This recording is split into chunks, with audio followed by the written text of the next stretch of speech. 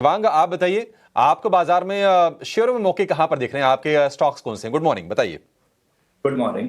Stocks पे से एक बात करें, जैसे मैंने कहा बैंकिंग सेक्टर थोड़ा वीक लग रहा है यहाँ से हमें, तो बैंकिंग में बैंक ऑफ बड़ौदा सेल के लिए सलाह है। ओवरऑल चार्ट स्ट्रक्चर देखे, lower top lower bottom structure में स्टॉक ट्रेड कर रहा है, तो पॉसिबल यहाँ से फर्दर और करेक्शन देखने मिल सकता है। 216 के टारगेट के लिए 231 का यहाँ स्टॉप लॉस रखने की सलाह रहेगी बैंक ऑफ बड़ौदा में। नेक्स्ट स्टॉक रहेगा मैरिको। मैरिको में खरीदारी की सलाह है। ओवरऑल अगर चार्ट स्ट्रक्चर है तो daily chart after the consolidation stock में एक ब्रेकआउट देखने मिला है। हमने देखा प्रीवियस 2 सेशन में काफी अच्छा एक हमें अपसाइड मूवमेंट देखने मिला था, तो यहाँ पे ये लेवल पे आता है, यहाँ थोड़ी गिरावट आती है तो खरीदने की सलाह है। 663 का यहाँ स्टॉप लॉस रखना है 690 के टारगेट के लिए। से मैरिको पर खरीदारी की राय, 690 रुपए प्रति शेयर का लक्ष्य, 663 का स्टॉप लॉस बनाने की सलाह।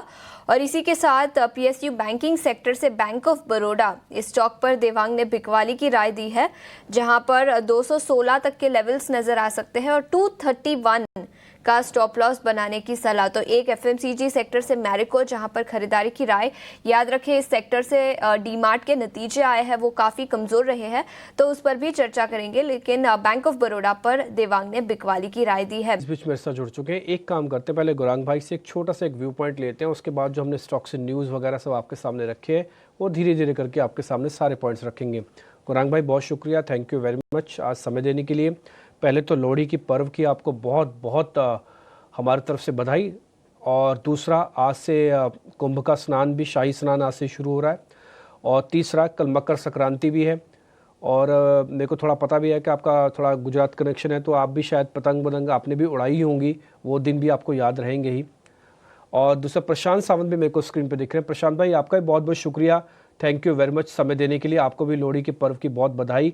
और कल से देखेंगे कि नए रंग रूप में आपको विविधताओं में देश फिर से भरता हुआ दिखेगा। त्योहारों का मैं बोलूँगा एक सीज़न भी फिर से शुरू होएगा और कल मकर संक्रांति भी है। आप सबको बहुत बहुत बधाई। गुरांग भाई, पहले मैं आपसे शुरू करूँगा। ये बात सच है कि इस तरह के फॉल हमने कई बार देखे हैं, लेकिन इस बार के फॉल में हम एक चीज़ मिस कर रहे हैं सर। वो मिस कर रहे हैं कि देश के वित्त मंत्री को आके कुछ तो बोलना चाहिए सर। 10% एक महीने के अंदर टूट गया है मार्केट। हम मिस कर रहे हैं कि वो खबरें कहाँ गई जो पहले हम सुनते थे कि LIC आके बाय कर लेता है मार्केट को। वो हम खबरें मिस कर रहे हैं कि कोई तो मैक्रो इवेंट ऐसा घटे कि जो इस तरह के फॉल को, जो फ्री फॉल है, उसको थोड़ा बहुत रोके। सर, एक बार आपका टेक। बहुत बहुत धन्यवाद डिम्पी जी आपका। सभी पर्व की, महाकुंभ की, लोहड़ी की, संक्रांति की ढेर सारी शुभकामनाएं हमारी कंपनी जियोजित फाइनेंशियल सर्विसेज और हमारे तरफ से ईडी नाउ स्वदेश के सभी दर्शकों को, आपको ईडी नाउ स्वदेश की टीम को और मंच पर उपस्थित महानुभाव को हमारे तरफ से ढेर सारी शुभकामनाएं। देखिए डिम्पी जी, वित्त मंत्री जी, प्रधानमंत्री जी शेयर बाजार के बारे में फ्लोर से कुछ टिप्पणी करे, ये अपेक्षा रखना मेरे ख्याल से अनिवार्य नहीं। ये मेरी सोच है, शायद मैं गलत हो सकता हूं। जब बाजार 10% ऊपर जाता है तभी आप उम्मीद करते हैं कि आप वित्त मंत्री जी, प्रधानमंत्री जी आकर के बोले नहीं नहीं हमने इतने बड़े काम किए इसके लिए बाजार 10% ऊपर गया। तो जब बाजार ऊपर जाता है तो हम ये प्रश्न नहीं पूछते हैं, तो बाजार नीचे जाता है तो ये प्रश्न क्यों पूछते हैं? मेरा प्रश्न सामने ही है, पहली बात। दूसरी बात, 10%, 15%, 20% अगर आपके पास करेक्शन झेलने की क्षमता नहीं है तो मेरे ख्याल से आपको आत्मचिंतन करना चाहिए कि क्या आपको शेयर बाजार में आना है या नहीं आना है, क्योंकि शेयर बाजार सभी जोखिमों के अधीन है। हम हमारे चैनल के माध्यम के द्वारा, ईडी नाउ स्वदेश के द्वारा कई बार कहते हैं, हम अभियान चलाते हैं, लोगों को जागरूक करने का प्रयास करते हैं। तो ये सब प्रयास में हमारी एक सबसे बड़ी कोशिश ये भी रहती है कि हम लोगों को जानकारी दें कि शेयर बाजार किस प्राणी का नाम है। और अगर 10%, 12%, 15% झेलने की क्षमता नहीं है तो मेरे ख्याल से आप जाकर के फिक्स डिपॉजिट में रख दीजिए या फिर PPF में रख दीजिए, जहां पर आपको सुरक्षित रिटर्न भी मिलेगा और आपकी पूंजी की थोड़ी बहुत सुरक्षित परिस्थिति भी हो जाएगी। अब आते हैं शेयर बाजार के ऊपर।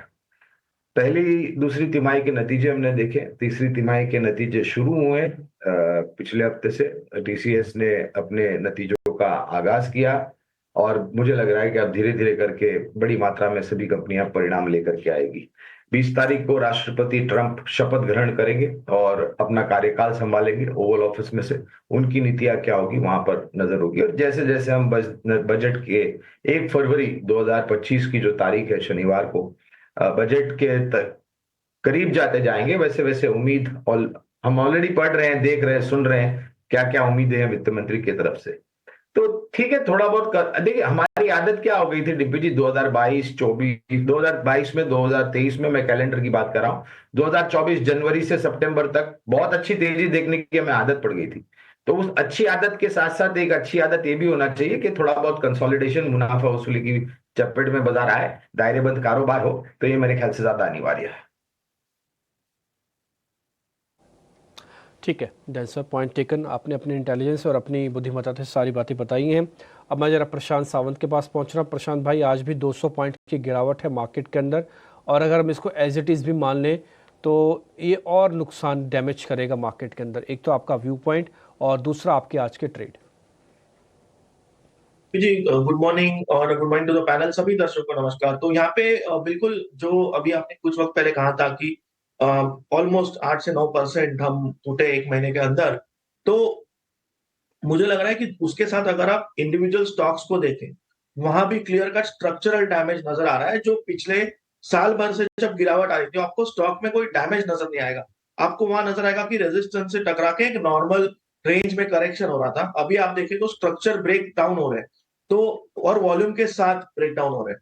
तो मुझे लग रहा है, मैं काफी वक्त से जो कह रहा हूं कि अगर आपको इस मार्केट में ट्रेडिंग के हिसाब से गलत होना है तो शॉर्ट साइड पे गलत हुई, यानी अगर आपके स्टॉप लॉसेस ट्रिगर होने हैं तो ट्रेंड के साथ होने चाहिए।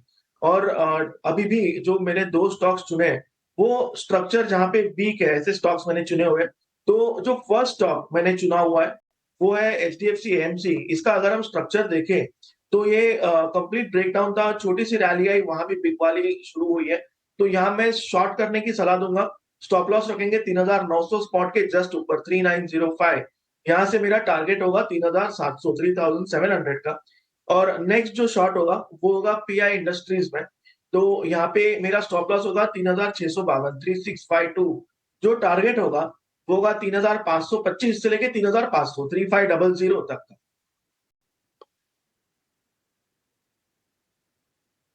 दो मेहमान और जुड़ रहे हैं, शिवांगी शारदा है और कुणाल परार है। थोड़ी देर में मार्केट खुल जाएगा। शिवांगी बहुत शुक्रिया समय देने के लिए। कुणाल भाई आपका भी बहुत बहुत शुक्रिया, थैंक यू वेरी मच, आपने भी समय निकाला। आप पहले तो आप दोनों को ही लोहड़ी की बहुत बहुत शुभकामनाएं, लख लख बधाइयाँ, और मकर संक्रांति भी है, इसके भी मैं आपको अग्रिम थोड़ी बधाई दूंगा। शिवांगी आपसे करें शुरू, आप हमको जरा आज के अपने कॉल्स बताओगे। ओवरऑल मार्केट्स तो बहुत ही ख़राब है, पूछने का मन तो नहीं कर रहा क्योंकि पुराना ही नहीं संभाला जा रहा, बट फिर भी थोड़ी गाइडेंस दीजिए। आज आपके पास ट्रेड कौन से हैं? वेरी गुड मॉर्निंग और मकर संक्रांति की सभी को हार्दिक शुभकामनाएं। आशा करती हूँ कि हमारे पोर्टफोलियो में भी ऐसे गुड़ का मिठास आ जाए इस साल। तो अगर मार्केट्स की बात करें, यहाँ पे करेक्टिव फेज जरूर देखने को मिला है। पिछले हफ्ते 500 पॉइंट से ज्यादा निफ्टी इंडेक्स करेक्ट कर चुका है, और आज भी हम एक ग्रेव गैप डाउन के साथ ओपनिंग देख रहे हैं। पर ऐसे बाजार में एक स्टॉक है जो काफी रेजिलेंट है और पूरे करेक्टिव फेज में ये करेक्शन नहीं यहाँ पे देखने को मिला है। लगातार हम देख रहे हैं कि भारती एयरटेल में 15 सेशन से कंसोलिडेशन हो रहा है, और इंडेक्स में एक सेलिंग प्रेशर के बावजूद ये स्टॉक रेजिलेंट है। अब इस टेलीकॉम सेक्टर में भी एक one of the out performers है, और पूरे बाजार में भी एक स्ट्रेंथ बना रखा है। तो यहाँ पे मेरी राय रहेगी कि हम ऐसे स्टॉक्स में मौके ढूंढे खरीदारी की। 1680 के टारगेट्स यहाँ नेक्स्ट बन रहे हैं, और 1580 के एक स्टॉप लॉस के साथ।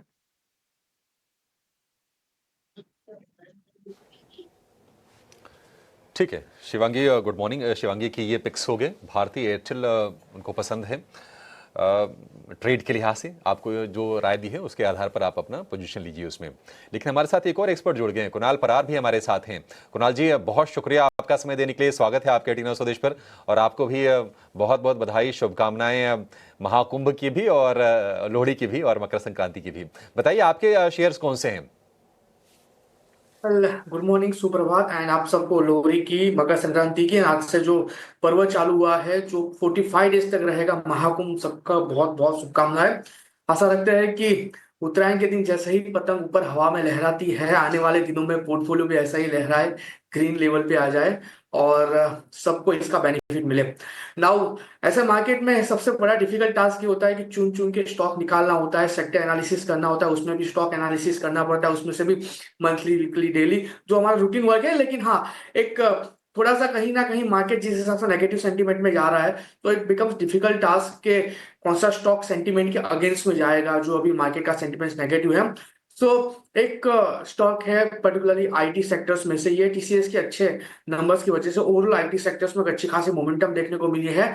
सो एक स्टॉक है जहां पे हम फोकस करके चलने वाले हैं। स्टॉक का नाम है LTTS। 4930 के अराउंड स्टॉक ट्रेड कर रहा है, खरीदारी करके चलने की सलाह रहेगी। 4800 का हम यहाँ पे ऐसे मेंटेन करके चलने के टारगेट की बात कर ले तो 5030 का पहला टारगेट है जो इसका इंटरमीडिएट रेजिस्टेंस भी है, और 5030 जैसे ही ब्रेक करेगा ये ऊपरी लेवल 5200 तक के लेवल दिखाने के लिए रेडी हो जाएगा। तो LTTS खरीदारी करके चलने की सलाह रहेगी।